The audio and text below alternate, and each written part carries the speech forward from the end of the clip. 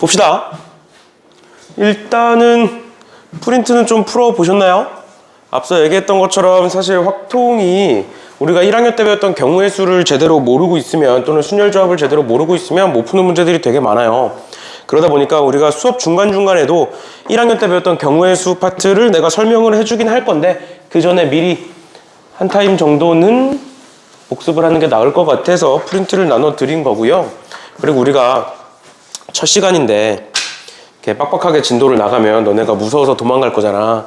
그래서 수업하기 전에 딴 얘기를 잠깐만 하면, 그리고 내 소개도 당연히 해야겠죠. 지금 보시면 내가 학원에 맨날 돌아다니면서 나를 본 학생들도 있을 건데, 일단 내 이름은 권예람이라고 하고요. 그리고 오늘 내가 카톡을 쭉 보내서 그냥 그 카톡 친구 추가해서 나한테 연락하시면 되는데, 혹시나 전화할 일이 있으면 전화번호 저장해놨다가 전화하셔도 되고 뭐 문자 하셔도 되고, 근데 보통은 카톡으로 하죠. 그리고 항상 내가 매년 학생들한테 듣는 소린데, 자기들은 카톡을 안 본다, 자꾸 이렇게 비싸게 구는데 너네가 자꾸 카톡을 안 보면 이제 내가 어떤 생각까지 했냐면, 내가 인스타를 안 해요. 너네 인스타 DM은 그렇게 잘 확인한다며. 내가 인스타를 안 해. 그래서 작년에 올해 진지하게 한번 고민을 했어요. 내가 인스타를 해야 되나. 그래서 너네를 강제로 다 팔로우를 걸어놓고 DM을 싹 돌려야 되나. 그렇게까지는 하고 싶진 않아. 왜냐면 나도 너네 사생활을 별로 보고 싶지 않아요. 그런 거니까. 그러니까 카톡 할 때 뭐 비싸게 굴지들 마시고 이제 답장 좀 해주시고요. 그리고 단톡에 보내는 거는 뭐 답장 안 하셔도 돼요. 상관없어요. 별로 너네 답장을 바라고 보내는 건 아니야. 그래서 혹시나 오늘 내가 단톡 보낸 거에도 적혀 있지만 혹시나 문제가 있거나 아니면 오늘 못 오거나 그런 거 있으면 개인적으로 연락을 하시고요. 꼭 단톡에다 얘기 안 해도 되니까 단톡 그냥 공지 용도로만 알아두시면 되고, 그거 참고해서 보시면 될 것 같고, 그리고 나는 일단은 고3 확통 이랑 여기도 몇 명 이제 있던데 약수령 논술 2개를 맡아서 하고 있어요. 그리고 우리 반 같은 경우에는 월금이죠. 월금 7시부터 10시로 진행이 될 거고, 내가 공지에는 그리고 교재로 지금 개념원리랑 그 다음 센이라고 교재가 나갔을 거예요. 그래서 이렇게 2권을 사신 분들도 있고 아직 안 사신 분들은 다음 시간까지 사오시고요. 그런데 내가 올해도 고3 확통을 했었거든. 그러니까 작년 애들이지, 졸업한 애들이지. 제가 걔네들을 기준으로 했었는데, 그래서 내가 과거에 내가 찍었던 거 영상을 쭉 보니까 8주 정도 하면, 그러니까 8주면 우리가 16회차죠. 16회차 정도를 하면 확통 개념을 끝내요. 16회차. 그리고 16회차도 사실 많이 잡은 거고, 작년 영상 기준으로는 12번이거든? 그러니까 얘는 회차로만 따지면 6주지? 회차로만 따지면 6주인데 우리가 뭐 중간에 테스트도 볼 거고, 아니면 중간에 뭐 빠지는 날도 있을 거고, 그러다 보니까 한 최대 8주 정도? 보통 지금 예상으로는 한 7주 정도 예상이 되는데, 그렇게 하면 개념이 끝납니다.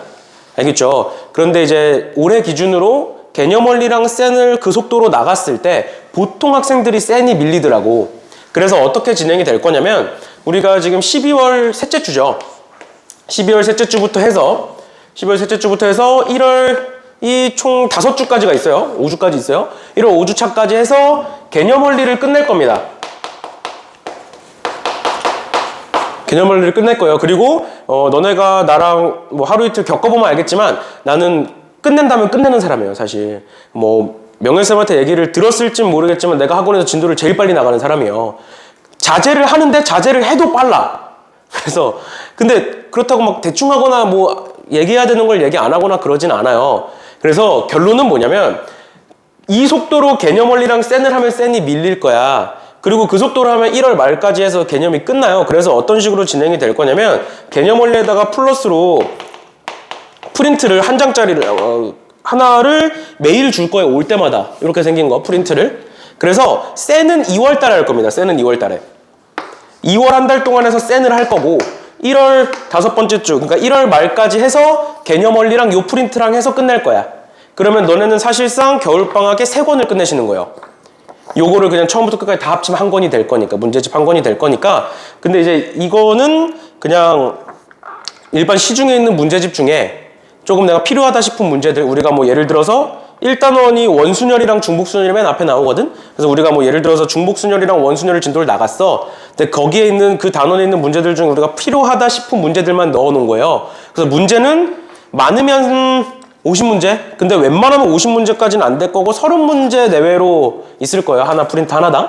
알겠죠? 그렇게 되면 개념 원리 해봤자 우리가 수업 시간에 푸는 거 빼고 하면 많아봤자 20문제고 얘도 많아봤자 한 30문제 될 거예요. 그래서 한 번 올 때마다 한 50문제 정도 숙제가 있다라고 보시면 되는데 우리가 원래는 이제 월수금에 오다가 월금이니까 텀이 길어. 그래서 50문제 뭐 별로 별거 아니에요. 알겠죠? 그런 거니까 그렇게 해서 2월 말까지 해서 끝낼 거고 그래서 매일매일 프린트 검사할 거고 숙제 검사할 거고 그렇게 진행될 거고 그 다음에 2월 한 달 해서 센 근데 2월 한 달 해서 센을 마무리를 못 할 거예요. 그 센도 이제 올해 기준으로 영상을 찍었을 때 얘도 이제 한 달 안에 끝낼 수는 없는 양이거든. 근데 한 달 안에 무조건 중간고사 범위까지 끝나요. 1학기 중간고사 범위까지는. 그러니까 센 절반은 무조건 끝나고 아마 한 2단원이나 3단원 앞부분까지 하지 않을까 싶긴 한데 일단은 그렇게까지 해서 한다 하시고 알아두시면 되고 그 다음에 3월 달부터는 이제 학교 상관없이 고3 때는 수특이 일단 기본적으로 많이 출제가 됩니다.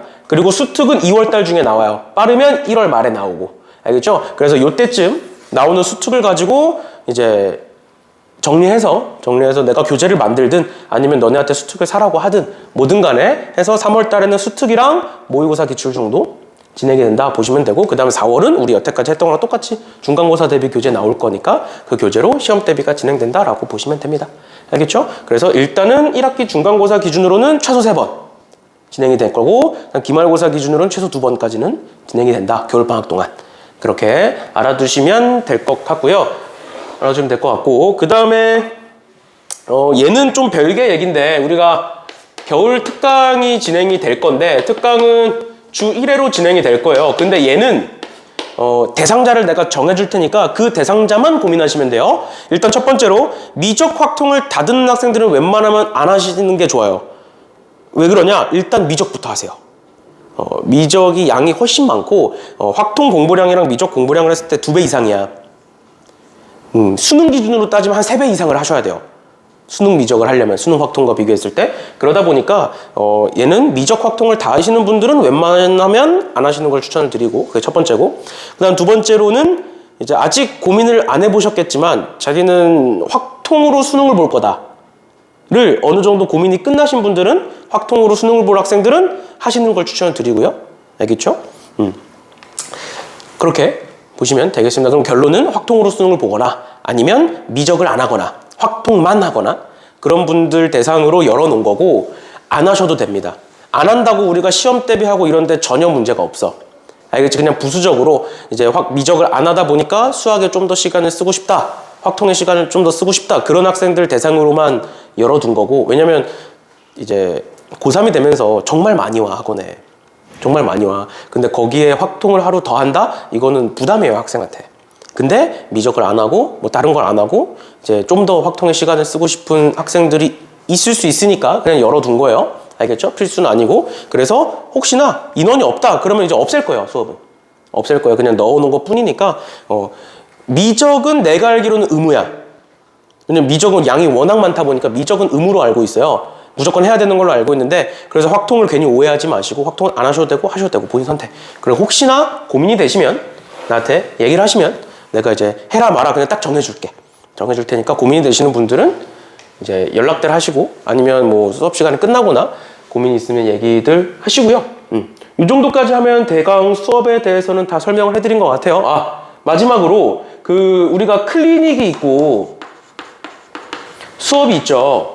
그런데 너네가 여태까지 2학년, 1, 2학년 때 어떤 식으로 진행했는지는 모르겠지만 내 경험상 클리닉이 앞에 있는 수업은 대부분의 학생들이 숙제를 완벽하게 해오지 않아요.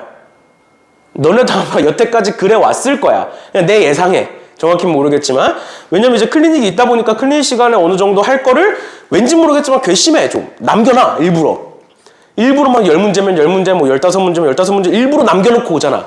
그래 놓고 클리닉 시간에 하잖아. 근데 그거는 내가 아무리 잔소리를 해도 안 바뀌어. 아니, 안 바뀌어. 근데 이제 그러지 말라는 게 아니라 그렇게 하셔도 돼요. 왜냐면 앞서 얘기했지만 미적 확통을 다 듣는 학생들 기준으로는 미적이 우선이야. 어쩔 수 없어. 내가 확통을 가르치고 있고 미적보다 이제 후순위로 밀리는 게 자존심은 상해. 왜냐면 그래 놓고 확통을 못 봐. 미적 우선시 한다고 해놓고 확통도 못 보고 미적도 못 봐와. 그럼 이제 화만 나 나는. 네, 무튼 그렇긴 한데 현실적으로 그럴 수밖에 없어요. 양이 훨씬 더 많으니까. 내신 기준으로 봤을 때 최소 2배 이상이니까 공부량이. 난이도도 어렵고. 그러다 보니까 다 이해는 하니까 일단 클리닉 때 와서 뭐 숙제하고 이러는 거 괜찮습니다. 괜찮아요. 근데 이제 수업 전에는 웬만하면 끝내시고요. 숙제는 계속 밀리진 마시고. 근데 그렇게 되면 문제가 뭐냐면 질문을 제대로 해소를 못 할 수 있고요. 근데 이제 그거는 본인 탓이긴 한데, 그럼 이제 질문이 많이 쌓여있다 하면은 사실 해오면 되는 건데, 이거를 뭐 백날, 명예쌤도 여태까지 백날 얘기하셨을 거고, 여태까지 안 바뀐 거면 앞으로도 안 바뀔 거라고 나는 생각을 해요. 내가 앞으로 수업 시간에 여러 번 얘기하겠지만 나는 학생을 믿지 않아요. 막 불신하고 싫어하고 이게 아니야. 그냥 내 맘대로 학생을 컨트롤할 수 있다라는 생각 자체가 없어. 나는 그런 사람이야 애초에. 그러다 보니까 무튼 그렇게 하시고, 근데 질문이 쌓이실 거예요. 그리고 또 한 가지 이유가 지금 조교가 있기는 한데 확통 조교를 구하는 게 정말 어려워. 정말 어려워. 너네가 나중에 확통을 잘해서 내년에 제발 좀 해줘. 제발 좀 해줘. 확통 조교를 구하는 게 정말 어려워요. 이제 올해 같은 경우도 확통 조교가 1, 2월까지는 있다가 걔가 이제 연세대를 갔는데 연세대가 1학년이 무조건 기숙사예요. 그래서 떠났어. 그래서 난 3월부터 수능 끝날 때까지 조교 없이 했어요. 그러니까 조교는 있지만 제대로 된 확통 질문을 완벽하게 받을 수 있는 조교가 거의 없다시피 했거든. 그러니까 얘기해주고 싶은 게 뭐냐면 클리닉 시간에 조교 선생님한테 질문을 했을 때 못 받을 확률이 높아. 질문을 했을 때 잘 받을 수도 있지만 웬만하면 그렇게 조교를 구하겠지만 안 될 확률이 높아요. 그리고 방학 때는 괜찮은데 학기 중에는 없을 수도 있어요. 그냥 진짜 관리 조교만 올 수도 있어. 그러니까 이제 애초에 프로그램을 짤 때 조교가 필요 없는 프로그램을 짰거든? 그래서 어떻게 진행이 될 거냐면 우리가 월금에 오는데 너네가 뭐 다른 과목 뭐 수학을 더 듣다거나 뭐 정시 수업을 듣는다거나 아니면 미적을 듣는다거나 아니면 다른 과학 수업을 들으러 어차피 학원에 오잖아. 어차피 학원에 오니까 월요일부터 금요일까지 4시부터 5시 반 타임에 언제든 오셔서 나한테 뭐 미리 얘기하고 그럴 것도 없어. 언제든 오셔서 나를 찾으면 질문을 다 받아드릴게요. 알겠죠? 언제든 오세요. 이 시간 외에 난 오고 싶다. 그러면 연락을 하세요. 그럼 나랑 시간을 잡아서 이 시간이 만약에 안 될 수도 있잖아? 안 되면 나랑 시간을 따로 잡아서 어떻게든 질문은 해소를 시켜드릴 테니까 그렇게 하시고, 난 근데 이것도 싫다. 학원에 더 오기가 싫다. 그러면 연락을 하시면 저녁 11시에요. 저녁 11시 이후로 줌으로라도 받아드릴게요. 줌으로라도. 너네 더 오기 싫으면 고3인데 도대체 왜 학원을 오기 싫은지는 모르겠지만 할 의지가 아닌데 오긴 싫다. 그러면 11시 이후에 줌으로 받아드릴게요. 이제 올해 같은 경우에 특히 시험 대비 때는 어떤 식으로도 했었냐면 질문을 너무 안 한 애들 아니면 숙제를 너무 안 한 애들 싹 모아놓고 새벽 4시까지도 했었거든. 새벽 4시까지도 강제로 시켰었어. 근데 그렇게까지는 안 하고 싶어요. 나도. 그냥 그렇게 하면 와이프한테 혼나요. 집에서 혼나요. 그 당시에 이제 와이프가 이제 출근을 하니까 낮에도 못 보고, 저녁엔 내가 출근하니까 저녁에도 못 보고, 그럼 내가 퇴근해서 와서라도 이제 좀 얼굴 좀 보고 얘기 좀 하고 그래야 되는데 오자마자 방에 들어가가지고 컴퓨터 켜고 줌에서 아이들한테 설명하고 있어. 그럼 어떻게 와서 말을 걸어? 무튼 그래서 실제로 컴퓨터 앞에서 밥을 먹었어요. 애들 질문 받아주느라. 그러니까 어떻게든 해소를 시켜드릴 테니까, 내가 와이프한테 혼나는 한이 있어도 질문은 해소를 시켜드릴 테니까 얘기하세요. 너네가 얘기를 안 하면 난 몰라. 우리가 뭐 사실 어색하잖아. 나도 어색해. 내가 지금 안 어색한 것처럼 보이지만 나는 ISTJ예요. 그리고 얘가 95 이상이에요. 어떤 검사라든 다 95 이상으로 나와. 나는 수업 때 말고 말을 안 해. 그래갖고 어느 정도냐면 정 원장님 계시잖아. 정 원장님이 나한테 말 좀 하래. 교무실에서 내가 아무 말도 안 하고 멍 때리고 가만히 있으면 애들이 무서워한대. 그럴 정도로 난 말을 안 해. 알겠죠? 내가 말 안 하고 가만히 있는 게 화가 나거나 뭐 생각을 하고 있거나 그게 아니야. 그냥 내 성격이 그래요. 집 가서 말도 안 해. 그리고 낮에 그럼 와이프가 출근하고 낮에 나 혼자잖아. 진짜 난 혼잣말조차도 안 해. 아무 말도 안 해. 출근하기 전까지. 실제로 아무 말도 안 해요. 입을 거의 안 열어. 수업 시간 아니면. 무튼 그러니까 언제든 이제 우리가 어색하지만 친해져야 되잖아. 알겠죠? 내가 내 기질은 이렇지만 열심히 노력은 할 거야. 알겠죠? 노력은 할 거니까 너네도 괜히 나 어색해 하실 필요 없어요. 알겠죠? 필요한 거 있으시면 요청을 하시고 질문 있으시면 질문 언제든지 편하게 하시고요.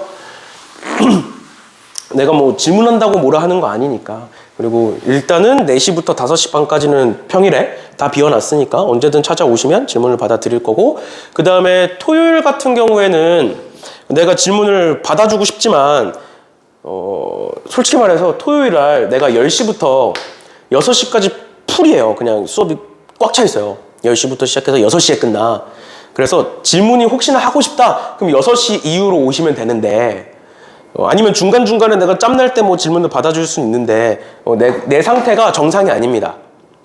너네가 9시간 동안 떠들어봐 앞에서. 그럼 목도 제대로 안 나오고 목소리도 제대로 안 나오고 정상이 아니어서 뭐 오셔도는 되는데 정상 컨디션은 아닐 거예요 아마. 알겠죠? 그래서 웬만하면 평일날 어차피 다른 과목 때문에 오니까 좀 일찍 오셔서 질문하시면 질문 받아드릴 거고, 이제 뭐 카톡으로 질문을 하시면 카톡으로 질문을 받아드릴 거고, 근데 그 질문이 너무 많다 그럼 카톡으로는 한계가 있으니까 줌으로 간단하게 1대1로 받아드릴 테니까 그렇게 하시면 되겠습니다. 아무튼 여기까지 하면 대강 수업에 대해서는 설명을 다 한 것 같고요. 혹시 질문 없어? 오늘 지금 아직 시험이 안 끝난 학생들이 많아서 텅텅 비어 있는데 아마 다음 시간 되면 꽉 찰 거예요. 꽉 찰 거고, 지금 아마 안 온 학생들이 영상을 볼지 안 볼지는 모르겠지만 내가 봐오라고 이제 꼭 다 연락을 돌리긴 했는데, 그리고 딴 얘기하면 막 스킵하잖아. 그렇죠? 근데 꼭 영상으로 보는 학생들도 앞에 안 들었으면 다시 돌아가서 꼭 들으시고 괜히 나중에 가서 또 딴소리 하지 마시고, 아무튼 그렇게 하시면 될 것 같고요. 그러면 오늘 받은 거 요거 풀어보셨나요? 어때? 경우의 수 좀 풀만하니? 일단은 경우의 수가 기본적으로 그냥 세면 되는 거라 간단한 문제들은 아까 보니까 뭐 그냥 일일이 다 세신 분들도 있고요. 뭐 그게 틀렸다는 건 아니야. 특히 이제 이번에 수능 기준으로 보면 4점짜리가 3문제가 나오는데 4점짜리 3문제 중에 2문제가 직접 세는 문제가 나왔어요. 한 문제는 통계에서 나왔고, 그러다 보니까 일단 경우의 수든 확통이든 똑같이 세는 게 기본이다 보니까 세서 맞출 수 있으면 맞추셔도 됩니다. 근데 우리가 내신을 할 때는 뭐 수능에서는 상관없지만 내신을 할 때는 빠르게 풀 수 있는 건 빠르게 풀어야 되니까 그렇게 공부를 하시면 될 것 같고요. 그 다음에 그럼 넘어가셔서 아까 얘기했던 것처럼 내가 일단 네모칸 친 것들 위주로 오늘 수업을 진행을 할 거고, 네모칸 친 게 총 30문제예요. 그리고 전체가 67문제고, 그러니까 나머지 37문제는 숙제로 풀어오시면 됩니다. 다음 시간까지 숙제로 풀어오시고, 그리고 아마 네모칸 쳐져 있는 문제들을 완벽하게 이해하시면 나머지 문제들을 푸는 데는 크게 어려움이 없을 거예요.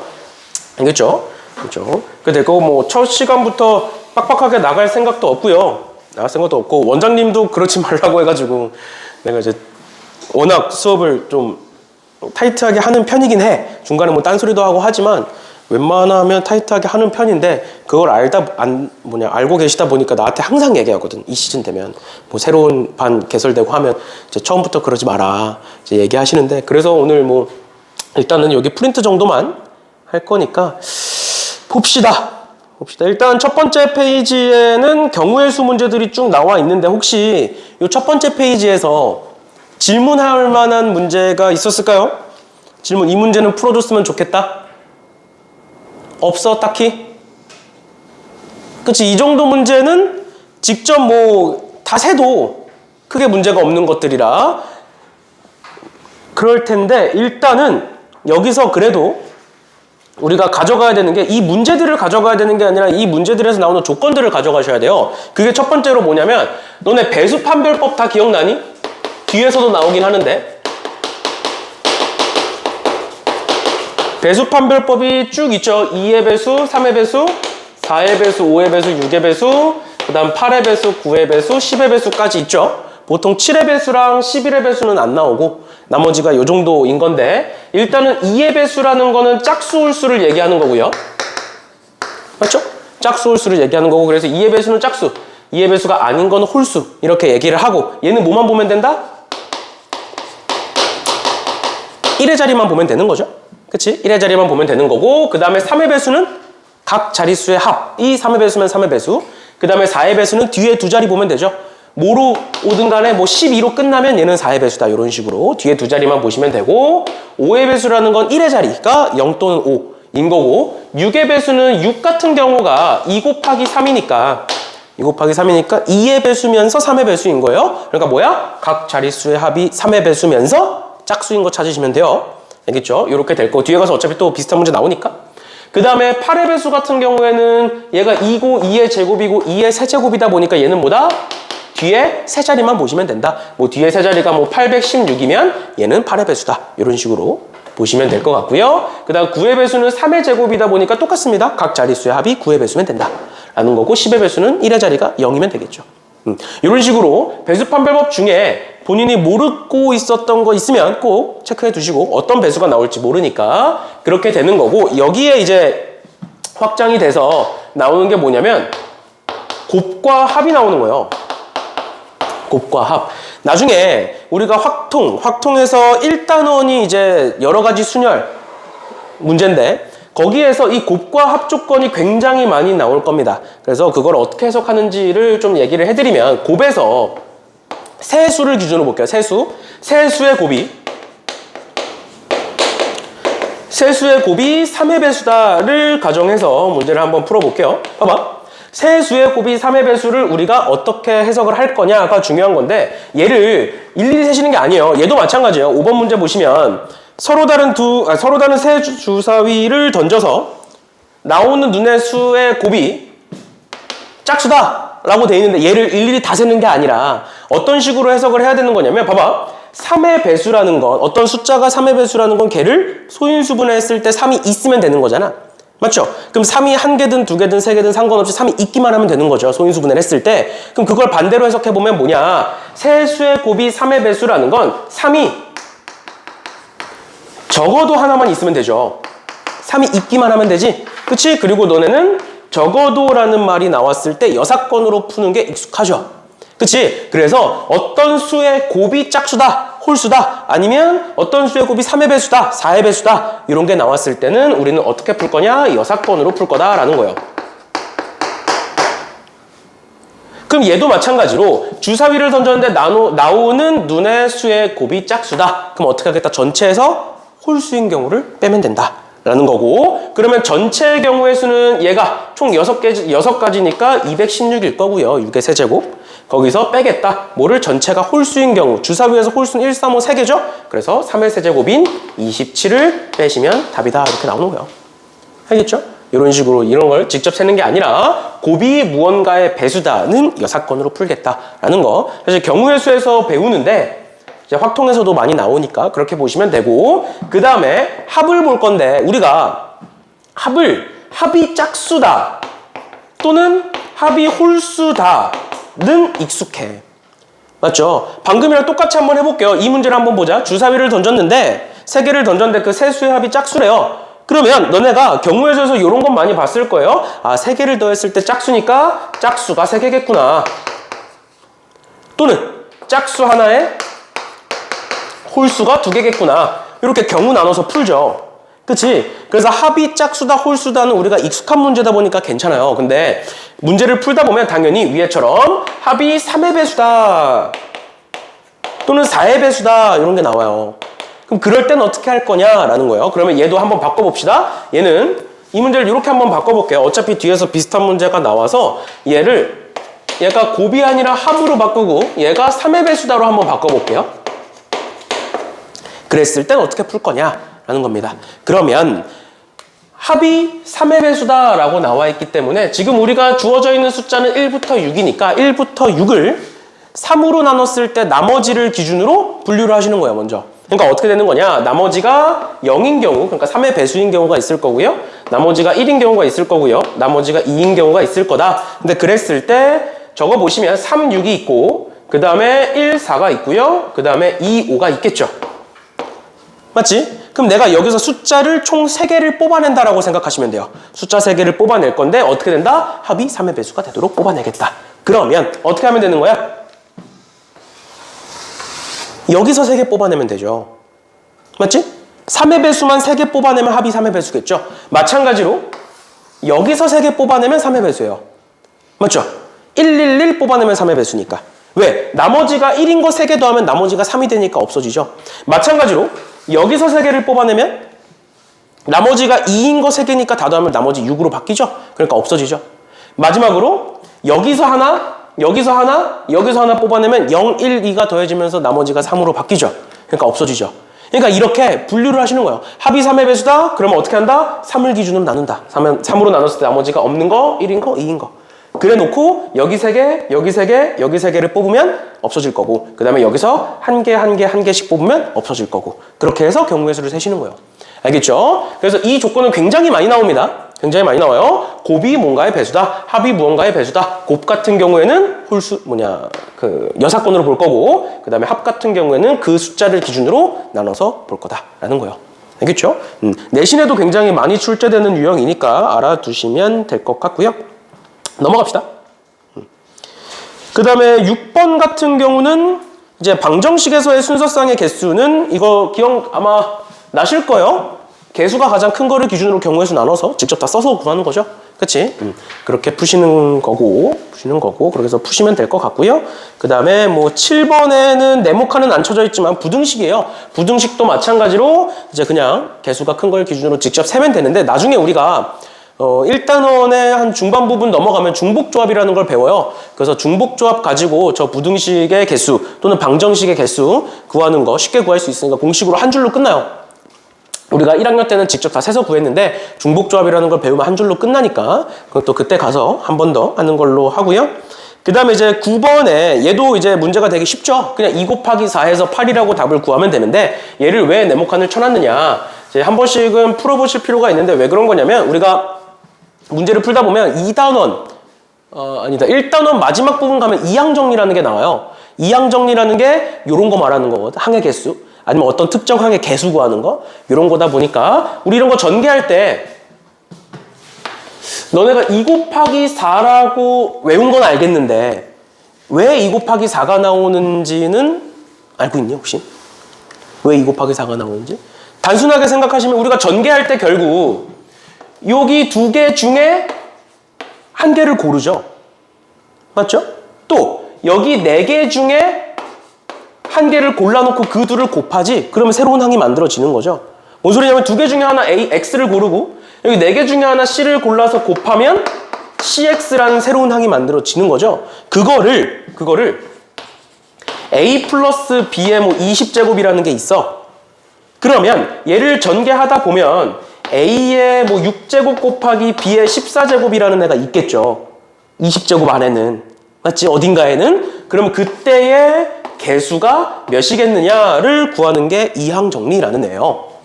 뒤에 가서 배우게 될 거예요. 그럼 얘도 그냥 이렇게 생긴 애가 20개가 있다라고 보시는 거예요. 20개가 있다. A 플러스 B가 그럼 20개가 있다. 그럼 내가 여기서 하나를 뽑아낼 거고 두 번째에서 하나 뽑아낼 거고 세 번째에서 하나 뽑아낼 거고 그러면 알파벳이 총 몇 개 적히겠어? A, B가 총 20개가 적히겠죠? 그러니까 이 항 안에 A 6제곱 곱하기 B의 15제곱 이런 건 있을 수 없다라는 거야. 왜?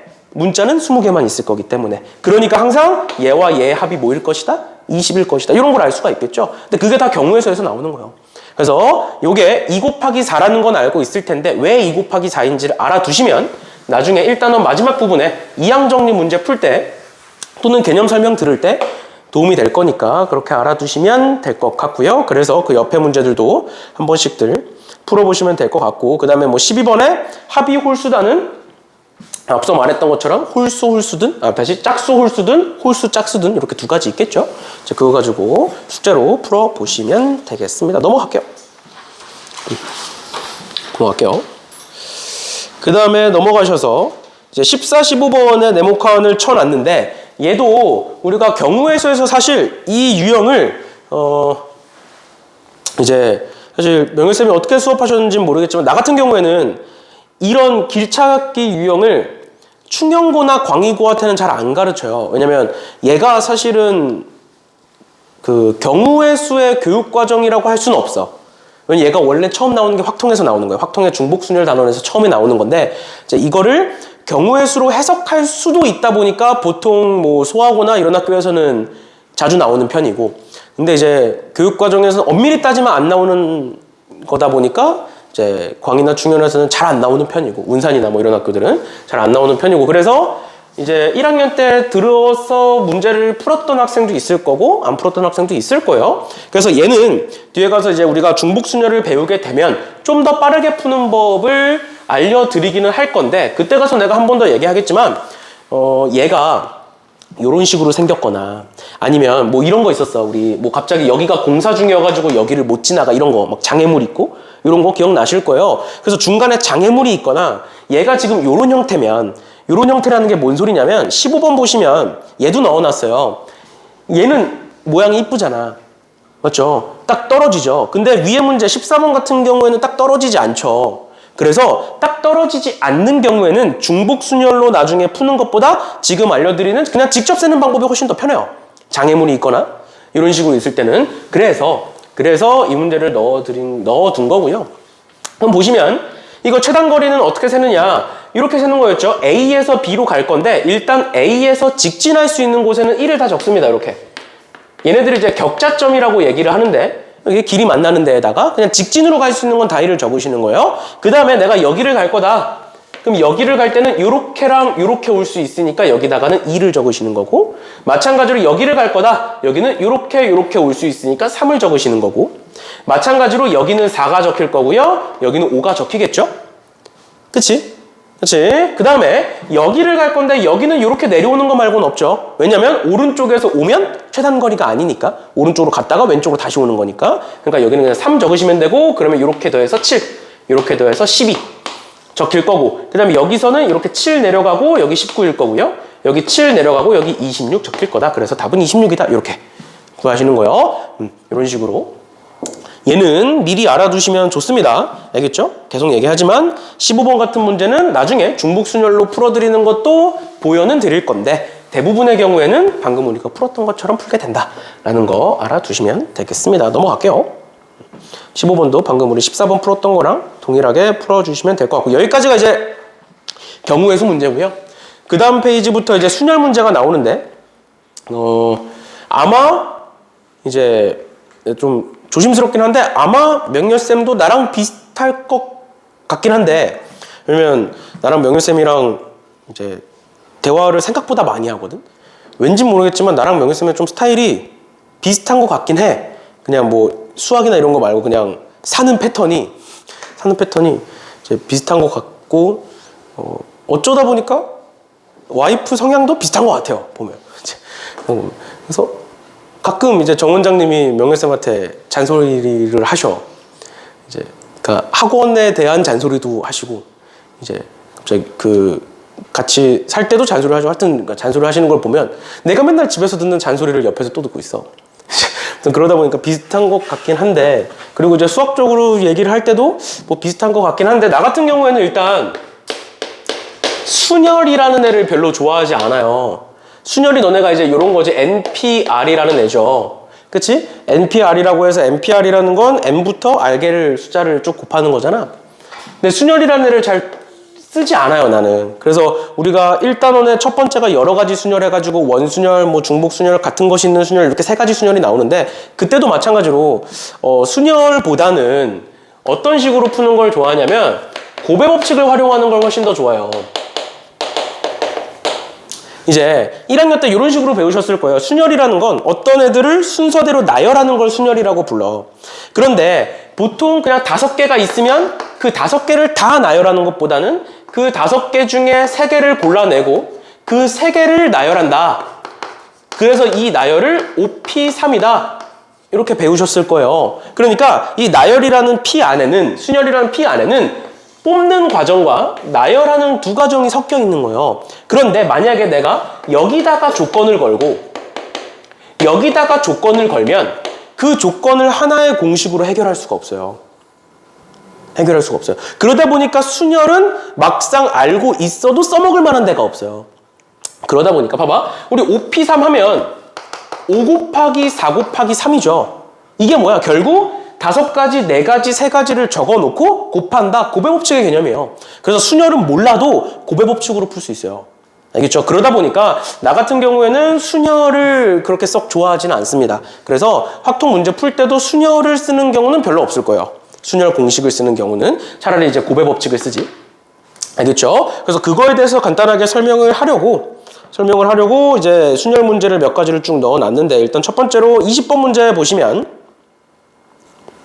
20번 문제에 5개 숫자 0, 1, 2, 3, 4가 있는데 그 중에서 서로 다른 3개의 숫자를 사용하여 만들 수 있는 세 자리 정수 중 3의 배수의 개수는 몇 개냐? 그럼 앞서 얘기했던 것처럼 3의 배수라는 건 각 자릿수의 합이 3의 배수면 3의 배수다 라고 했었고, 그러면 얘 같은 경우에는 봐봐, 만약에 내가 얘를 순열로 풀려면 이렇게 세 자리를 만들어 놓고 여기에 뭐가 들어갈지 여기 뭐가 들어갈지 여기 뭐가 들어갈지를 나눠야 되는 거야.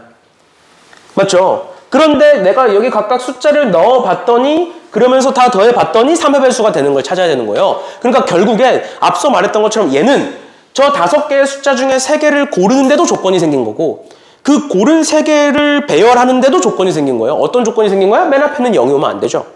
맞죠? 그런 조건이 생기는 거예요. 그러니까 조건이 여러 개가 있으면 있을수록 순열은 결국 못 쓴다. 그러니까 어떻게 하자? 뽑는 거 따로, 나열하는 거 따로 하자. 그래서 3의 배수, 즉 3개를 뽑았을 때 합이 3의 배수가 되는 걸 찾자라는 거예요.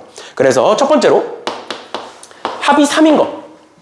합이 3인 숫자를 순서 신경 쓰지 말고 뽑아보면 0, 1, 2가 된다라는 거고요. 그 다음 두 번째 합이 6인 거.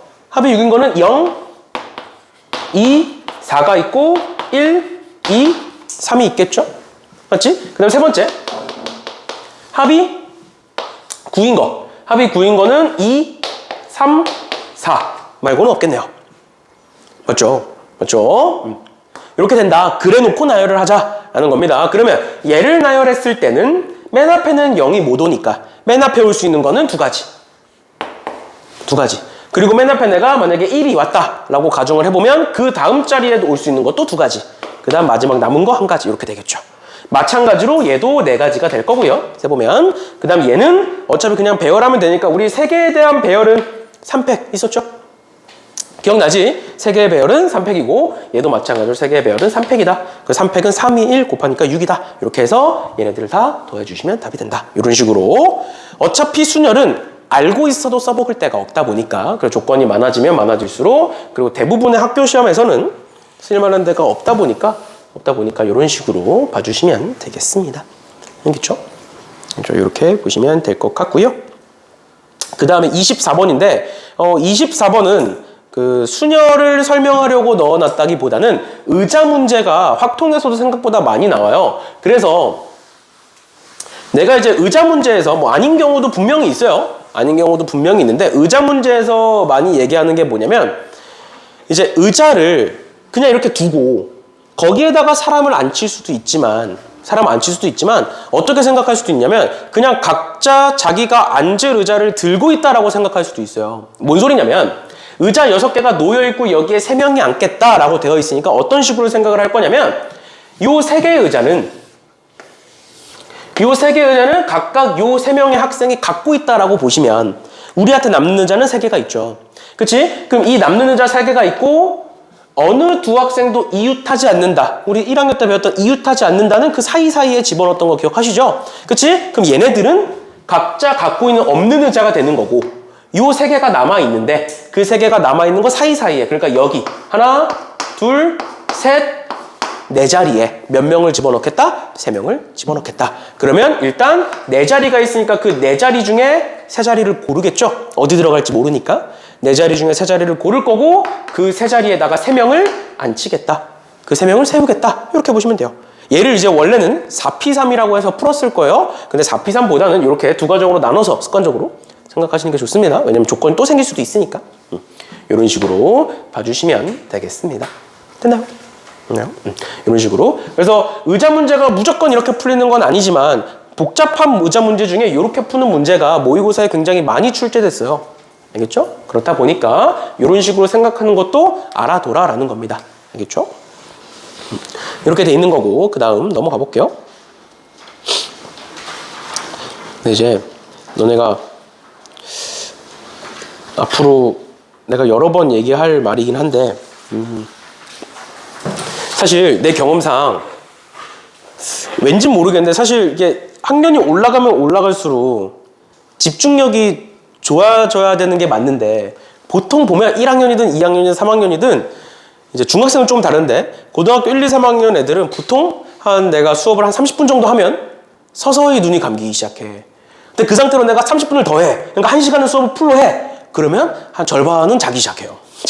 절반 자기 시작하고 한두 명씩 졸다가 한 1시간 정도 되면 한 절반 자고, 그래서 1시간 반을 풀로 하는 경우는 거의 없죠. 왜냐면 이제 1시간 반을 풀로 하면 다 자고 있으니까 그 별로 없는데, 그래서 보통 내가 앞으로 경험해보면 알겠지만 한 30분에서 45분 정도, 중간에 흐름을 못 끊을 때도 있으니까 30분에서 45분 정도 수업을 하고 나면 중간에 한번 딴소리를 합니다. 중간에 한번 딴소리를 해요. 근데 이제 이 딴소리를 할 때 뭐 반응이 되게 많아요. 그거를 오히려 수업은 안 듣다가 딴소리 하면 듣는 애들도 있고, 이제 딴소리는 관심 없으니까 자는 애들도 있고, 아니면 딴소리를 하는 동안 그런 데 드물긴 한데 숙제하는 애들도 있어. 그러니까 직관 숙제 안 하려고, 어떻게든 학원에서 끝내고 가려고. 의지가 되게 보기 좋죠. 내 말을 안 듣는 건 기분 나쁘지만 하여튼 반응은 다양한데, 그래서 사실 내가 수업 준비도 수업 준비인데 중간에 뭔 얘기를 해주지라는 고민도 가끔 해요. 왜냐면 이제 보통 매번 한두 번씩은 한 타임에 한두 번씩은 딴 얘기를 그래도 하는 편이니까 하다 보면 얘기거리가 떨어져. 심지어 내가 어떤 얘기도 했었냐면 이제 수업 전에 와이프랑 싸우고 온 거야. 그래서 싸우고 온 썰도 푼 적이 있어요. 아니면 내가 뭐 와이프한테 일방적으로 혼났어. 이제 어제 우리가 딱 토요일날, 저번 주 토요일날 아가토스 송년회를 했거든? 송년회를 했어. 이제 해가 끝났으니까 송년회를 했는데 갑자기 이제 용쌤이 가족들을 데려오래. 학원에서 했거든? 저기 붙어있잖아. 저거 왜 안 뗐냐? 셈 모든 소망 다 이루어지, 저거 있잖아. 여기서 했어. 그래서 그 출장 뷔페 와가지고 세팅해 놓고 그냥 맛있는 거 먹고 이제 얘기 좀 하고 술도 마시고 했는데, 이제 갑자기 이제 와이프를 불러오래. 이제 그날 당일날 한 거 아니에요. 그 전에 혹시나 가족 중에 이제 부를 사람이 있으면 불러도 된다 이제 하셔가지고 이제 내 와이프랑 와가지고 이제 했는데 송년회를 했는데, 이제 내 와이프는 술을 안 마시거든. 술을 안 마셔. 그래서 테이블에 배치가 이렇게 쭉 있으면 내가 여기 앉아있고 내 와이프가 여기 앉아있고, 내 여기 대각선에 이제 정 원장님 앉아 계시고 내 왼쪽에 용 원장님 이렇게 앉으신 거야. 이제 여기에는 이제 성민쌤이랑 이제 성민쌤 남편분 앉으시고 이렇게 해서 이제 술을 마시기 시작했지. 근데 그럼 술을 마시면 보통 이렇게 두 분이 이제 분위기를 주도를 하셔. 이렇게 말을 많이 하셔. 그리고 항상 회식할 때 원장님은 내 옆자리야. 왜냐면 그 과학과 선생님들은 술을 잘 안 마셔. 그리고 이제 그 명렬쌤 있잖아. 명렬쌤은 회식할 때마다 중간에 가셔. 그러니까 이제 딸이 있으니까 딸이 너무 늦게까지 이제 혼자 있으면 안 되니까 가셔. 그래서 금방 사라져. 그러니까 결국 그 원장님은 술을 좋아하시거든. 그러니까 좋아하시는데 와이프 때문에 잘 안 마시셔. 그러다 이제 회식이라는 핑계가 있으니까 이제 그날 많이 마시는 거야. 그러면 혼자 마실 수는 없잖아. 그래서 나한테 계속 따라주셔. 그래서 그날도 그날도 내 와이프는 안 마셔. 와이프는 안 마시고 나랑 이제 용 원장님이랑 술을 계속 마셨지. 술을 그날 토요일 날 술을 계속 마시고 이제 집 가서 뻗었어. 내가 집 가서 집은 어찌저찌 갔어. 와이프랑 같이 집 막 얘기하면서 이제 집에 갔는데 집에 가서 그날 소파에 눕자마자 바로 잤어. 바로 잤어. 그래서 이제 그날 또 혼났지. 이제 그날 또 이제 씻고 자야 되는 거 아니냐. 그리고 이제 왜 그 모임이 있는데 혹시나 이 영상을 보지는 않겠지. 와이프가 가끔 내 영상을 보거든. 보진 않냐. 왜 자기를 안 챙기냐. 이제 서운할 수 있지. 그래서 이제 미안하다. 이제 그냥 다 머리로는 이해를 하니 근데 이제 술을 너무 많이 마시니까 이제 정신이 없잖아. 그래서 머리로는 지금은 다 이해해. 그리고 다 혼나고 왔어.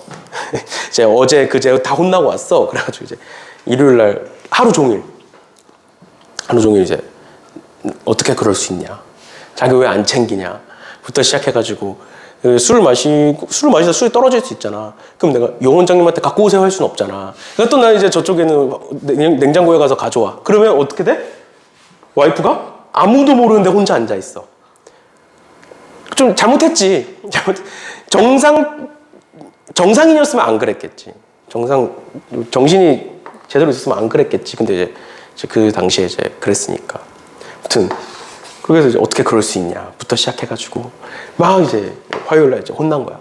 일요일 날 혼난 거야. 일요일 하루 종일. 그리고 또 일요일 날 또 일정이 있어가지고 하루 종일 붙어 있었거든. 하루 종일 아침부터 저녁까지 뭐 막 둘이 계속 왔다 갔다 했어. 근데 그러면서 이동할 때마다 이제 계속 얘기가 나오는 거야. 어떻게 그럴 수 있냐. 그래서 미안하다. 그래 미안하다. 했더니 한 10분 뒤에 또 갑자기 다른 이유가 또 나와. 또 이럴 수 있겠네. 없냐 막 그런 얘기가 나와. 그래서 이제 항상 혼났어요. 그래서 이제 오늘 출근하기 전에 집을 열심히 치우고 왔지. 이제 미안하다 하고 이제 집을 열심히 치우고 왔지. 무튼 그랬어요. 그랬는데 그래서 내가 중간에 근데 왜 저기까지 나왔지? 무튼 중간에 딴 얘기를 중간중간에 해드릴게요. 너무 힘들어하다 싶으면 분위기 봐서 해드릴 건데 혹시나 듣고 싶은 얘기 있니? 듣고 싶은 얘기? 너네 특권이야. 지금 오늘 안 온 애들은 듣고 싶은 얘기 있어? 없으면 그냥 내가 맘대로 하기도 할 거고 가끔 재미없는 얘기도 할 거야. 입시 얘기. 듣기 싫은. 입시 얘기도 할 거고 듣고 싶은 얘기 있어? 송년회? 송년회 웬만하면 다 왔어. 지수쌤 남편만 안 왔어. 지수쌤 남편은 출근하셨다 그래가지고 지수쌤 남편 빼고 원장님네는 용 원장님네는 가족이 다 왔고 정 원장님네도 가족이 다 왔고 그 딸이 왔고 그리고 용 원장님은 아들 한 명, 딸 한 명 있어. 근데 그 아들이 좀 잘생겼어. 키도 크고 용 원장님 키 엄청 크시잖아. 잘생겼어. 그래갖고 이제 토요일 날 와가지고 이제 용 원장 아들이 좀 일찍 왔거든. 그래가지고 이제 애들이 그 걔를 보고 이제 새로 오신 과학쌤이냐고. 근데 잘생겼어. 키도 크고 잘생겼어. 그래서 애들이 이제 새로 오신 과학쌤이냐 막 이제 막 질문을 엄청 해대는 거야. 그래가지고 막 자연미남이라고 막 잘생겼어. 내가 봐도 잘생겼어. 근데 이제 아무튼 그래서 몇 살이냐고 막 물어보고. 근데 걔가 이제 19살이야. 고3이야. 현재 19살이고 대학 이제 붙었으니까 내년에 대학을 가겠지? 19살이야. 근데 이제 애들이 보고 이제 나이 차이가 얼마 안 나니까 또 이제 막 물어보고 이것저것 물어보고. 근데 이제 미국에서 공부를 해. 미국 유학 중이야. 그러니까 이제 못 만나는 거지. 그래서 이제 멀리서만 바라보고 애들 막 이제 여기랑 저 옆에서는 수업이 없었거든? 근데 여자애들이 여기서 계속 떠들어. 걔가 여기 앉아 있었거든. 이제 그 영원점 아들이 여기 앉아 있어가지고 여기 계속 떠들어. 계속 그래. 힐끔힐끔 보면서 막. 그 대화 주제가 잘생겼다, 뭐 자연미남이다, 뭐 그런 얘기밖에 안 해. 아무튼 송년회는 그랬지. 듣고 싶은 얘기가 혹시나 있으면 중간에 딴 얘기할 타이밍에 한번 물어보세요. 알겠죠? 보통 나는 어떤 얘기 하냐면 그래도 너네가 듣고 싶은 얘기를 해야 되니까 뭐 내가 어떻게 살아왔는지 별로 관심 없잖아. 그치? 근데 내가 지금 와이프를 어떻게 만났는지 생각보다 궁금하잖아. 그런 거 좋아해. 그리고 간단하게 좀 내가 와이프를 고3 때 만났어요. 고3 때 만나서 9년 연애하고 결혼했어요. 9년 연애하고 결혼했어요. 그래서 그 스토리에 대해서 궁금해하는 학생들이 많아. 그리고 이제 그런 거 얘기하거나 아니면 뭐 입시 얘기하거나 사실 지금 당장에 입시 얘기 해봤자 안 들을 거라 지금은 안 하고 한 1학기 끝날 때쯤 기말고사 할 때쯤 이제 슬슬 이제 모의고사도 좀 받고, 그리고 이제 어떻게 할지 정할 때, 아니면 이제 수능 과목을 정할 때, 수능을 확통을 볼 거냐, 미적을 볼 거냐, 이런 거 정할 때, 뭐 입시 얘기하거나, 뭐 그런 식으로 해요. 근데 이제 중간에 궁금한 거 있으면 물어보세요. 그럼 내가 수업 시간에 열심히 얘기해 줄게. 어차피 오늘을 뭘 얘기할지를 고민을 해야 돼. 그래서 너네가 물어봐 주면 참 좋아. 고민 안 해도 되잖아. 그냥 얘기하면 되잖아. 아무튼 그런 거니까. 봅시다. 잠 좀 깼죠, 이제? 볼게요. 25번에 6개의 문자가 있는데 얘를 일렬로 나열할 때 양 끝에 자음이 오는 경우의 수는 어떻게 되냐라고 되어 있는데, 이 문제가 뭐 어렵다 이건 아니에요. 그런데 나중에 또 한 번 더 얘기하겠지만, 우리가 결국 경우의 수 문제는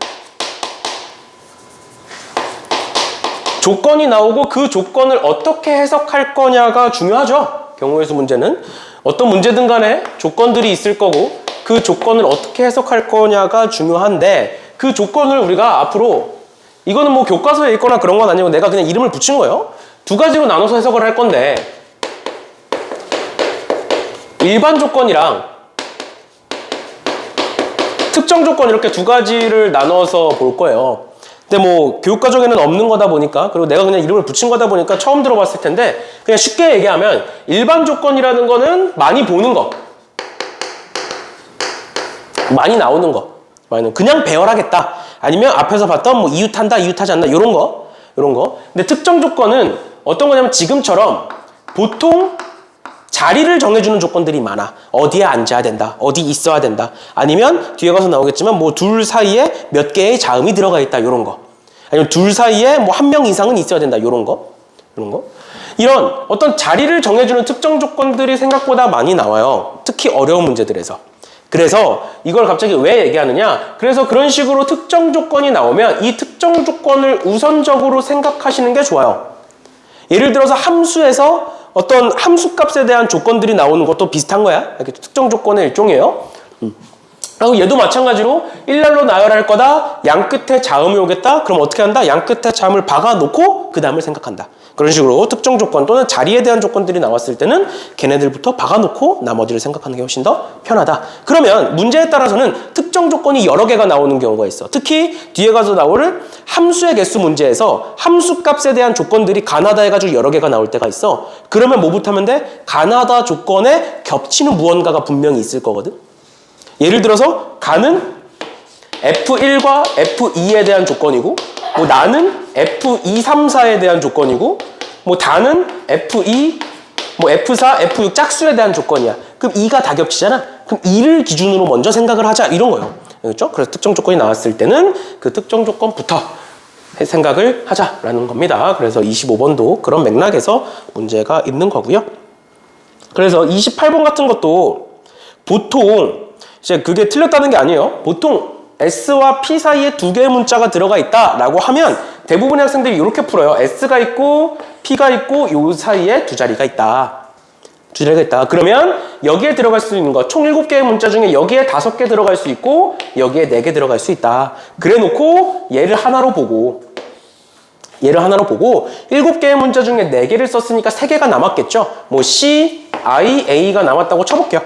이렇게 남았다. 그러면 얘는 하나로 묶어놓고 얘까지 해서 총 4개의 문자가 있는 거니까 그거에 대한 배열은 4팩일 거고, 그 다음에 마지막으로 S와 P가 자리를 바꿀 수 있으니까 곱하기 2를 하면 답이다. 이렇게 푸실 건데, 이게 틀렸다는 게 아니라 어떤 식으로도 볼 수 있느냐? 결국에 7개의 문자를 나열하는 거니까 7자리가 있을 거다. 그래 놓고 결국엔 S와 P의 조건이 달려있는 거고, 그게 어떻게 되는 거야? 2칸 떨어져서 있어야 된다라는 말이니까 이렇게 볼 수도 있는 거예요. S와 P가 들어갈 수 있는 자리 하나, 둘, 셋, 4개가 있겠구나. 그래서 4자리 중에 한 자리를 골라서 S와 P를 앉히겠다. 이렇게 볼 수 있겠죠? 그래서 내가 여기다가 S를 넣고 P를 넣었으면 남은 문자는 5개죠. 그래서 그 5개의 문자를 나열만 하면 끝이다. 이렇게도 해석할 수가 있다는 거예요. 알겠죠? 그래서 특정 조건 또는 자리에 대한 조건이 나왔을 때는 걔부터 해석을 하면 좀 더 쉽게 풀릴 수 있으니까. 얘가 틀렸다는 게 아니에요. 근데 이렇게 푸는 거는 확통에서는 많이 안 쓰이다 보니까 얘기를 해드리는 겁니다. 이렇게까지 알아두시면 되겠습니다. 그래서 이제 30번도 비슷한 관점에서 보시면 될 것 같고요. 그 다음에 35번. 이런 집합의 개수 또는 집합의 순서쌍의 개수 이런 것들은 앞으로도 많이 나오게 될 건데 이런 거 나왔을 때 당연히 이제 모든 문제가 그런 건 아니고 당연히 아닌 문제들도 있겠지만 대부분의 문제들이 어떻게 해석이 되느냐 이런 거 나왔으면 일단은 벤 다이어그램을 그려보시는 거예요. 이게 필요하든 필요하지 않든. 사실 이 문제는 벤 다이어그램을 안 그려도 풀 수 있긴 한데 이렇게 그려놓고 보면 A 교집합 B가 2개구나. 그러면 얘가 4개가 있으니까 일단 뭐 하겠다? 4개 중에 2개를 고르겠구나. 맞죠? 그럼 4개 중에 2개를 골라서 뭐 예를 들어서 여기다 1, 3을 집어넣고 여기다가 2, 4를 집어넣겠구나. 그러면 어디만 정해지면 여기가 뭔지만 정해지면 B의 개수가 나오겠죠. 그치? 근데 B 같은 경우에는 여기 안에 있는데 일단 1, 3은 들어가 있는 거고 그 다음에 2, 4는 들어가 있지 않은 거고 그러면 원소의 개수가 총 몇 개 남는 거니까? 5, 6, 7, 3개 남는 거니까 그 5, 6, 7이 여기 있거나 아니면 여기 있거나 저 밖에 있거나 선택지가 몇 개씩 있다? 2개씩 있다. 그래서 답은 뭐 2의 세제곱 이런 식으로 쓸 수가 있겠죠? 그렇죠? 그래서 답은 뭐 얘가 6일 거니까 6, 8에 48 이런 식으로 되겠네요. 그렇죠? 이런 식으로 집합의 개수 셀 때는 벤 다이어그램 그려놓고 원소의 개수 찾아주시면 되겠습니다. 36번도 똑같은 문제예요. 갔다 왔다. 이렇게. 뭐야? 둘 다가? 갔다 올래? 이런 식으로 보시면 되겠습니다. 이제 근데 나 한 가지 물어보고 싶은 게 있었어. 내가 교무실에 이렇게 앉아 있잖아. 아니면 그냥 복도를 걸어 다니잖아.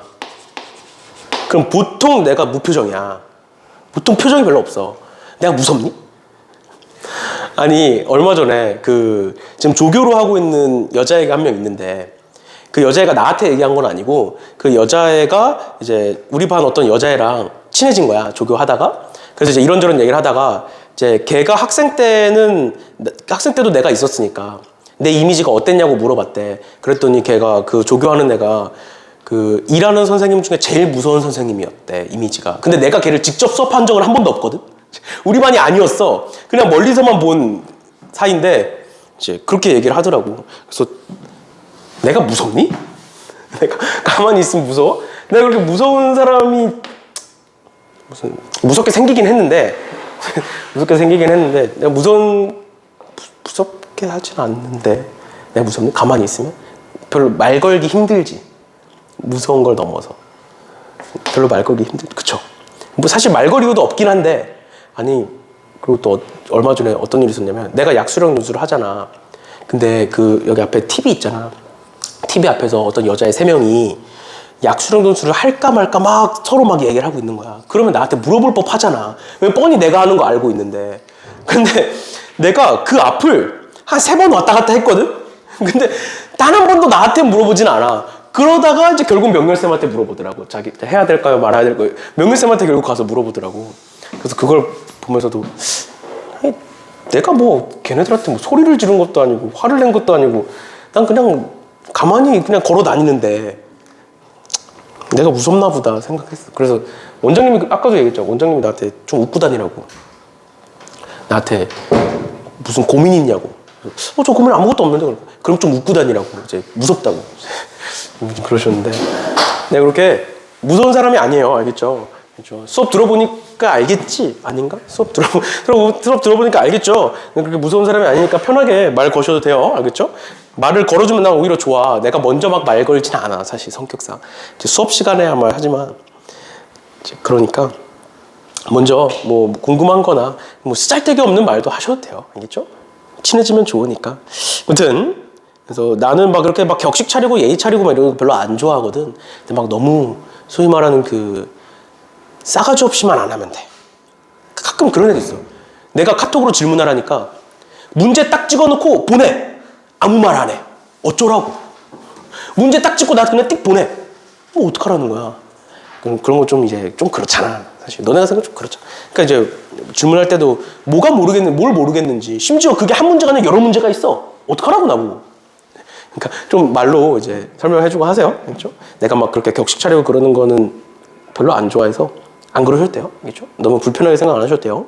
무튼 40번, 41번은 앞에서 설명을 했었던 거죠. 고비짝수다, 뭐 합의 3의 배수다 이런 거 앞에서 설명했던 것들이니까 보시면 될 것 같고요. 43번에 얘가 나중에 우리가 확률이라는 걸 2단원에서 배우게 될 거예요. 또는 이제 경우의 수에서 비슷한 것도 나오게 될 텐데 우리가 2단원의 확률을 배우다 보면 확률의 곱의 법칙, 곱셈 정리, 확률의 덧셈 정리 이런 걸 배워요. 그런데 그때 가서 내가 한 번 더 얘기해 줄 건데 특히 이제 확률의 곱셈 정리랑 덧셈 정리는 굳이 쓰지 않을 겁니다. 굳이 쓰지 않을 거예요. 왜냐면 그냥 우리가 그걸 안 배운 상태잖아요. 어차피 안 배운 상태로 그냥 경우의 수의 관점에서 해석을 하면 훨씬 더 쉽게 풀 수 있거든. 알겠죠? 그 이유에 대해서는 뒤에 가서 우리 나중에 2단원 배울 때 한 번 더 얘기할 테니까 일단은 이런 문제가 나왔을 때 경우의 수의 관점에서 보면 서로 다른 세 개의 공이 있고 빨간색 공이 있고 파란색 공 세 개가 있는데 내가 여기서 한 개를 꺼낸 후에 다시 세 개를 꺼내겠다. 그랬을 때 나중에 꺼낸 세 개의 공 중에서 파란색 공의 개수가 빨간색보다 많도록 해라. 라고 나와 있는데 너네가 딱 봤을 때 그러면 첫 번째 한 개를 꺼내고 그 다음에 세 개를 꺼내죠. 그러니까 어떤 두 가지 사건이 연달아서 일어나는 거지 그때 쓰는 걸 확률의 곱셈 정리라고 얘기를 해요. 근데 그게 굳이 그걸 몰라도 봐봐. 내가 한 개를 꺼내고 세 개를 꺼냈어. 근데 그 한 개의 공이 빨간색이냐 파란색이냐에 따라서 뒤에가 달라지겠지. 당연한 거죠. 생각해보면. 그치? 그럼 어떻게 하는 거야? 첫 번째 꺼낸 공이 빨간색인 경우 첫 번째 꺼낸 공이 파란색인 경우를 나눠서 생각을 하겠죠. 그런 거예요. 그런 거예요. 근데 그거를 그냥 어려운 말로 막 해놓고 공식처럼 막 정리해놓고 그렇다 보니까 그거는 설명은 하지만 결국 쓰진 않는다라는 겁니다. 그럼 얘 보시면 첫 번째로 첫 번째 꺼낸 공이 파란 공일 경우가 있을 거고요. 두 번째 첫 번째 꺼낸 공이 빨간 공인 경우가 있겠죠. 그치? 그럼 첫 번째 꺼낸 공이 파란색도 서로 다른 거고 빨간색도 서로 다른 거니까 세 개 중에 한 개를 뽑을 거고 얘도 마찬가지로 세 개 중에 한 개를 뽑겠죠. 그렇지? 이렇게 돼 있을 거고 그랬을 때 얘는 빨간색 3개와 파란색 2개가 남아있는 상황이고 얘는 빨간색 2개와 파란색 3개가 남아있는 경우가 될 거다. 그랬을 때 파란색이 빨간색보다 많아야 되니까 그러면 얘가 몇 개? 2개, 1개가 뽑히겠죠. 그치? 그러면 얘 같은 경우에는 2개, 1개거나 3개, 0개거나 이렇게 두 가지 경우가 있겠죠. 그때에 대하여 그냥 쭉 써서 곱해서 더해주기만 하시면 돼요. 그렇죠? 어려운 거 아니니까 그 다음은 이런 식으로 보시면 된다. 그래 놓고 그럼 여기서 얘 경우의 수 찾고 얘 경우의 수 찾는데 곱하는 거지. 그거를 확률의 관점에서 확률의 곱셈 정리라고 얘기를 해요. 그럼 얘 찾고 얘 찾은 다음에 둘은 더하겠죠? 그걸 확률의 덧셈 정리라고 얘기를 해요. 필요 없죠, 몰라도. 그런 거니까 요 정도 봐주시면 되겠습니다. 2단원 가서 한 번 더 하는 걸로 하고 나머지 애들도 그래서 마찬가지로 보시는 거고 48번을 체크해둔 이유는 너네가 얘도 이제 앞에서 나왔던 그 최단거리 문제 있죠. 최단거리 문제랑 비슷한 개념인데 얘가 분할과 분배라는 애예요. 근데 분할과 분배가 사실 충현광의에서는 안 나온 지가 꽤 됐고 그리고 이제 소하나 이런 데도 이제 안 나온 지 꽤 되긴 했지만 한 2년 전인가 한 번 나왔었고 무튼 그런 건데 그래서 분할과 분배를 배우신 분들 있을 거고요. 아직 처음 접해보는 분들도 있을 거라 그냥 넣어놨어요. 어려운 건 아니지만 그래서 보시면 2개, 2개, 3개로 나누겠다. 그러면 7개 중에 2개를 고르고 5개 중에 2개를 고르고 남은 3개 중에 3개를 고르면 2개, 2개, 3개로 쪼개지겠죠?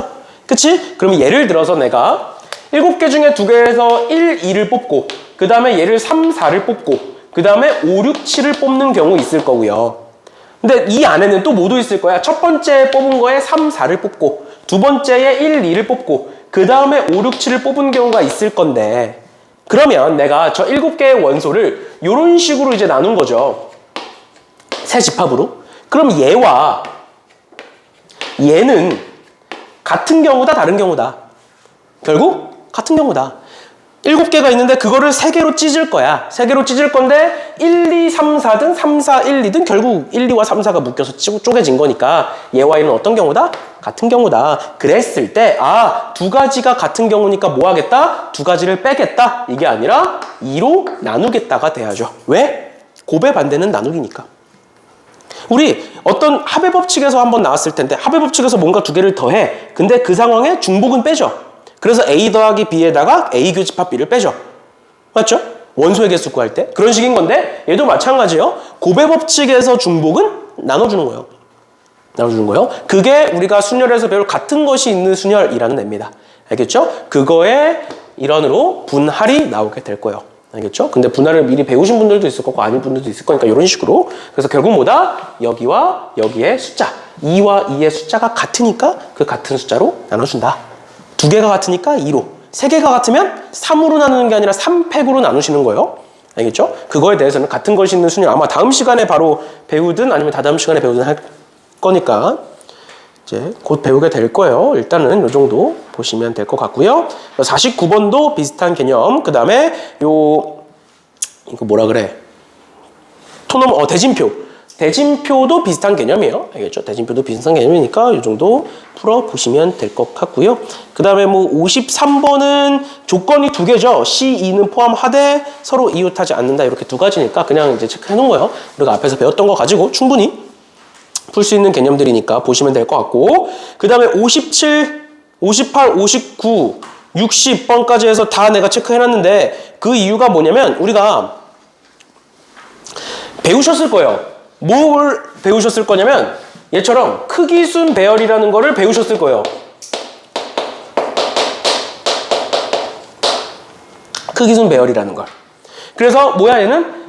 얘는 A, B, C, D인데 그 A, B, C, D가 10부터 20 사이에 있는 숫자들이구나. 그럼 10부터 20 사이에 있는 숫자들은 총 11부터 19까지일 거니까 총 9개가 있겠구나. 그럼 그 중에 몇 개를 고르면, 그 중에 4개를 고르면, 그러니까 9, 10, 4를 하면 예를 들어서 뭐 11, 13, 17, 19 이렇게 4개를 고른다라고 하면 얘네들이 크기순이니까 결국에 얘는 A, B, C, D가 될 거다. 그래서 A, B, C, D는 다른 숫자들이지만 조합으로 풀어서 배열은 한 가지다. 이렇게 봤었죠. 맞죠? 맞죠? 그걸 우리는 크기순 배열이다 라고 얘기를 했으니까 결국 크기순 배열은 조합으로 푼다 라는 거고, 이걸 왜 내가 적어 놓은 거냐면 우리 나중에 중복조합이라는 걸 배울 거고 중복순열이라는 걸 배울 거예요. 그러니까 문제는 똑같은데 지금처럼 크기순 배열을 할 때 뭘 한다? 조합을 통해서 한다. 왜? 배열은 한 가지이기 때문에. 이렇게 기억하시면 돼요. 알겠죠? 그래서 여기에 등호가 들어가면 같을 수도 있지. 그래서 중복조합이라고 얘기하는 거예요. 그래서 중복조합에서도 크기순 배열 똑같이 나옵니다. 알겠죠? 왜? 배열은 한 가지이기 때문에. 배열은 크기순이니까 정해져 있기 때문에 무슨 숫자를 고를지만 정하면 된다라는 개념 알아두시면 될 것 같고요. 그래서 얘네들 58번 같은 것도 마찬가지로 보시면 될 것 같고, 그 다음에 59번에 얘가 이제 같은 것이 있는 순열에서 비슷한 문제가 등장을 해요. 근데 봐봐, 앞에서 얘기했던 것처럼 모든 자리 숫자는 다르다고 되어 있고 1과 3을 각각 한 번씩은 사용하지만 1보다 3이 왼쪽에 위치한다. 그러니까 1과 3이 있는데 1은 무조건 3보다 앞에 있다라는 자리가 정해져 있는 거잖아. 맞죠? 그러니까 얘부터 해석을 하시는 거예요. 결국 4자리가 있을 거고 여기에 1과 3이 들어갈 거고, 그럼 그 1, 2, 3보다 앞에 들어간다, 왼쪽에 있다라고 하니까 보통의 학생들은, 또는 이제 아직 우리가 확통을 안 배운 상태에서는 어떤 식으로 해석을 하냐면 이렇게 있거나 이렇게 있거나 이렇게 있거나. 맞죠? 또 1이 여기 있으면 이렇게 있거나 이렇게 있거나. 틀렸다는 소리가 아니야. 그래서 이렇게 하면 총 6가지가 있겠죠. 이렇게 하는 건데 앞서 얘기했던 특정 조건을 한번 적용을 시켜보면 결국 1과 3이 들어갈 거고, 그러면 결국 4자리 중에 2자리를 쓰겠죠. 그러면 일단 첫 번째로 1과 3이 어디 들어갈지 4자리 중에 2자리를 고른다. 그러면 내가 만약에 여기와 여기를 골랐다라고 치면 1은 3은 이렇게 들어가겠죠. 그러니까 배열이 몇 가지다? 한 가지 돼서 끝나는 거야. 그럼 얘가 6이고 방금 생긴 6이죠. 근데 이 정도는 셀 수 있어. 아직 1학년 때니까 이 정도로 나오는 거야. 근데 만약에 얘가 8자리야. 다 셀 거야? 실제로 8자리가 나온 적도 있어요. 실제로 나온 적도 있어요. 그런 거니까. 그렇죠? 어떻게 한다? 특정 조건은 자리에 대한 조건이 나왔을 때 일단 정해놓고 넣어보는 거야. 2자리를 고르고. 뭐 4개면 4자리를 넣어놓고 뭐 써보자. 얘가 만약에 어떤 식으로 나왔었냐면 8자리가 있는 거야. 8자리가 있는 거예요. 근데 그 8자리에서 1과 3이 4번 쓰여. 근데 얘일 수도 있고 얘일 수도 있고 얘일 수도 있고 이런 식인 거야. 그럼 그걸 어떻게 다 세? 얘 몇 개인지 얘 몇 개 다 못 세죠? 근데 어떻게 하면 돼? 그냥 8자리 중에 4자리를 골라놓고 얘일지, 얘일지, 얘일지는 넣기만 하면 되니까 곱하기 3 해서 끝이에요. 이걸 언제 다 세고 있어? 맞죠? 그런 식으로 자리에 대한 조건이 있을 때는 이런 식으로 자리를 골라놓고 배열이 어떻게 되는지, 그리고 얘는 배열의 순서가 정해져 있다 보니까 배열은 한 가지밖에 없을 거다. 이렇게까지 봐주시면 되겠습니다. 그래서 얘는 같은 것이 있는 순열 또는 뒤에 가서 중복 조합이나 중복 순열에서도 많이 쓰이는 경우니까 알아두시면 될 것 같고요. 그 다음에 이제 얘네들부터 네모칸이 되게 많죠, 갑자기. 그러니까 얘네들은 함수의 개수 문제고, 함수의 개수는 당연히 많이 나와요. 경우의 수에서 많이 나왔던 것처럼 당연히 우리 확통에서도 많이 등장을 합니다. 그래서 얘네들은 한 번씩 풀어보시라고. 그리고 이제 사실 63번 같은 경우에는 이제 우리가 1학년 때 배웠던 함수의 개수, 뭐 1:1 대응의 개수 이런 거니까 충분히 할 수 있을 거라고 생각을 해요. 이거 좀 한 번씩들 풀어보시고, 뭐 좀 안 되는 거 있으면 또 질문 받아드릴 테니까 보시면 될 것 같고, 그 다음 64번에 얘가 이제 경우의 수 문제인데, 얘를 이제 네모칸 쳐놓은 이유가 너네가 앞으로 문제를 풀다 보면 요런 조건이 되게 많을 거예요. 그러니까 뭐냐면 얘가 이제 방정식의 형태죠, 결국에. 어떤 n값을 집어넣는, 또는 얘가 부등식의 형태로 돼 있는 이런 애들이 나올 건데, 그런 애들이 나오면 얘 같은 경우에는 사실 오직 한 원소다 보니까 그냥 n에다가 1 한번 넣어보고, 그래서 그걸로 가정해서 풀고, 그 다음 2 한번 넣어보고 가정해서 풀고, 이런 식으로 이제 가정을 해서 풀면 되는데, 얘가 이제 모든 원소 n에 대하여 뭐 이렇게 나올 때도 있어요. 방정식 부등식에서. 그럴 때는 그냥 써두세요. 다. 보통 이제 이런 식으로 나오지. 얘가 이제 얘를 지우고, 이 문제는 어차피 뭐 크게 중요한 건 아니라서 이렇게 나올 때도 있어요. n이 1, 2, 3일 때 얘다. 뭐 이렇게 돼 있어. 그럼 1 넣어서 적어놓고, 2 넣어서 적어놓고, 3 넣어서 적어놓으세요. 그렇게 적어놓고 보면 이게 문제가 보이기 시작하는데, 그냥 무작정 아 그런가 보다 하고 넘어간 문제가 안 보여요. 그리고 실제로 이번 수능에서도 나왔던 조건이에요. 이런 조건이. 수능에서도 많이 나오는 조건이에요. 이번 수능에서 나왔었고, 그래서 내가 항상 얘기했거든. 그 확통하는 애들한테 써라, 좀 써라. 쓰면 아까 얘기했던 이런 거 있죠. 가나다 있고 겹치는 거 봤더니 FE가 겹쳤던 거 앞서 얘기했었죠. 그치? 그럼 얘를 써보면, 예를 들어서 지금 1, 2, 3, 4, 5, 6인데 저걸 다 쓸 수는 없고 뭐 4, 5라고 쳐보면, 얘를 이제 쭉 쓰다 보면 결국에는 요 5개에서 겹치는 뭔가가 나오거든. 그럼 그 겹치는 뭔가를 기준으로 경우를 나눠서 세다 보면 답이 나와요. 근데 그걸 안 쓰면 안 보여, 결국. 알겠죠? 그래서 이런 방정식, 부등식 조건이 나왔을 때는, 그리고 n이 뭐 지금은 사실 오직 한 원소다라고 돼 있으니까 그냥 넣어서 그냥 경우의 수 따져보면 되는 건데, 이제 n이 여러 개가 나왔을 때는 직접 다 써서 계산을 해봐라. 그러면 겹치는 뭔가가 나오고 걔를 기준으로 보면 된다. 이렇게까지 알아두시면 될 것 같아요. 그럼 얘는 그냥 1 넣어서 1이라고 가정하고 풀어보고, 2라고 가정하고 풀어보고, 풀다 보면 그냥 경우의 수가 똑같이 나와요. 어려운 거 아니니까 풀어보시면 될 것 같고, 이런 거예요, 이런 거. 67번 같은 거. 임의의 두 원소라는 건 전부 다라는 소리죠. 맞죠? 전부 다. x1, x2에서 이렇게 다. 그러면 내가 여기다가 1과 2를 넣어보면 f1이 f2보다 작다. 이렇게 될 거고요. 그 다음 2와 3 넣으면 f3이다. 그러니까 결론 이제 나에 대한 건 증가함수에 대한 거예요. 증가함수. 그래서 얘가 f4, f5, f6 이렇게 되겠죠? 맞지? 이렇게 쓰라는 거야. 그럼 조건이 이렇게 써졌고, 결국 f1부터 f6까지는 1부터 9 사이에 존재하는 애들이다 라고 돼 있죠. 그래 놓고 F3이 5보다 크거나 같다 라고 돼 있으니까 얘는 5보다는 크거나 같아야 된다. 그럼 여기서 이제 경우의 수에서 많이 나오는 개념인데, 5보다 크거나 같으면, 크거나 같은 건 5, 6, 7, 8, 9에서 5개죠. 5보다 작은 것도 1, 2, 3, 4, 5 중에 5개지. 작은 건 다시 5보다 크거나 5 이상이죠. 5 이상이니까 5개고, 5보다 작은 건 4개죠. 1, 2, 3, 4인 거니까, 그러면 5보다 큰 걸 다 셀 바에는 5보다 작은 걸 세는 게 편할 수도 있다. 뭐 이런 식으로 생각을 하는 건데, 뭐 얘는 일단 5보다 크거나 같은 거고, 얘가 지금 등호가 다 없으니까 얘가 5면 이제 얘네들은 6, 7, 8, 9 중에 정해질 거고, 얘가 6이면 얘네들은 7, 8, 9로 끝인 거죠. 그치? 그래서 얘는 그냥 직접 세는 게 편해요. 얘 같은 경우에는 이런 식으로 해서 그 다음 거를 봐주시면 된다. 결국 가조건이 있고 나조건이 있는데, 나 조건은 전체에 대한 조건이고 가 조건이 3에 걸려 있으니까 얘를 기준으로 보자라는 거예요. 알겠죠? 그렇죠? 조건이 겹치는 거를 기준으로 해석을 해주시면 훨씬 더 문제에 접근하기 쉽다. 사실 경우의 수는 처음 스타트를 또는 케이스 분류하는 거를 어떻게 시작하냐에 따라서 뒤에가 달라지니까 이런 조건들 여러 개 있는 거 해석할 때는 또 꼭 겹치는 걸 기준으로 시작을 해주시면 되겠습니다. 됐죠? 여기까지 해서 경우의 수 복습이 마무리가 된 거고요. 사실 이렇게 한 타임 했다고 해서 경우의 수의 모든 경우가 복습이 된 건 아닐 거예요. 근데 이제 확통을 문제를 풀다 보면 이제 경우의 수 개념들이 나왔을 때 한 번씩은 내가 짚어주면서 갈 거니까 그렇게 하시면 될 것 같고요. 앞서 얘기했던 것처럼 이 남은 문제들 또는 뒷부분 아마 제대로 못 풀어보셨을 거예요. 1시간 반 안에 다 풀긴 힘들었을 거니까 남은 문제들도 한 번씩들 풀어오시고, 알겠죠? 그래서 금요일날 와서 하시고, 앞서 얘기했던 것처럼 언제든지 내가 항상 이렇게 얘기해도 잘 연락 안 하긴 해. 왠진 모르겠지만 내가 좀 더 열심히 이제 다가가야겠지. 근데 무튼 이제 모르는 거 있거나 그러면 언제든지 연락들 하세요. 알겠죠? 그렇죠? 무튼 오늘은 여기까지 하는 걸로 하겠습니다. 고생들 하셨어요.